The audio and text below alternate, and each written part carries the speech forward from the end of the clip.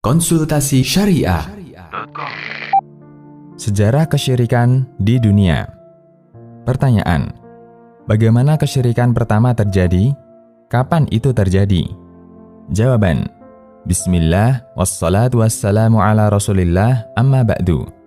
Pertama, kita perlu meyakini bahwa Rasul yang pertama kali Allah utus adalah Nabi Nuh alaihi salam. Dalam hadis yang sangat panjang, Nabi Shallallahu Alaihi Wasallam menceritakan kejadian yang dialami manusia ketika di padang mahsyar. Dalam penggalan cerita itu, manusia berbondong-bondong mendatangi Nuh agar beliau berdoa kepada Allah.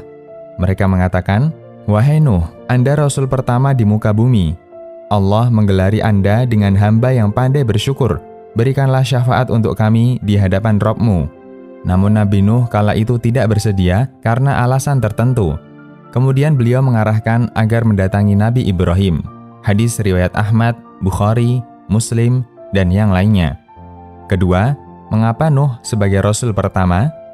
Jika Nuh Rasul pertama, bagaimana dengan Adam? Adam manusia pertama sekaligus Nabi, namun beliau bukan Rasul.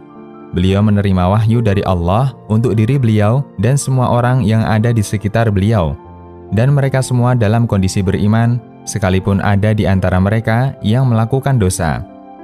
Sementara di antara ciri Rasul, mereka Allah utus untuk menghadapi kaum yang menyimpang dan keluar dari Islam karena pelanggaran kesyirikan, seperti yang dialami kaum Nabi Nuh alaihi salam.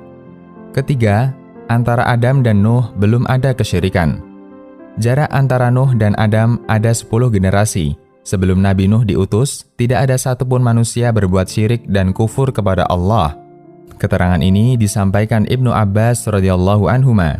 Antara Nuh dan Adam ada 10 generasi.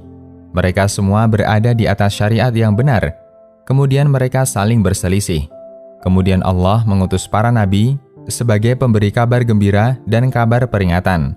Hadis riwayat At-Tabari dalam tafsirnya. Allah mengutus Nuh ketika ada sebagian manusia yang berbuat kesyirikan. Karena itulah beliau menjadi Rasul pertama. Keempat, berhala di masa Nuh mewakili orang soleh yang diagungkan kaum mereka. Allah menceritakan upaya pembelaan kaum Nuh terhadap berhala mereka.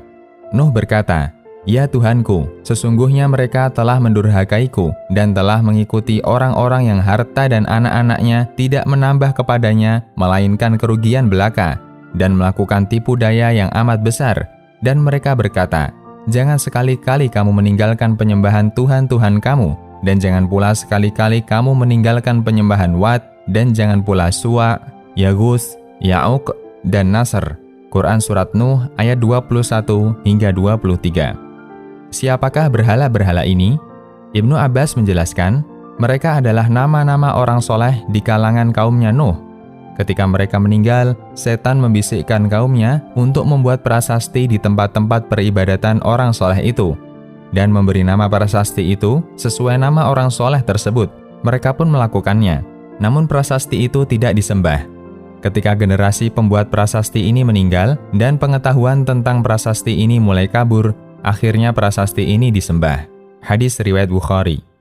Dari pemaparan di atas bisa kita simpulkan: 1.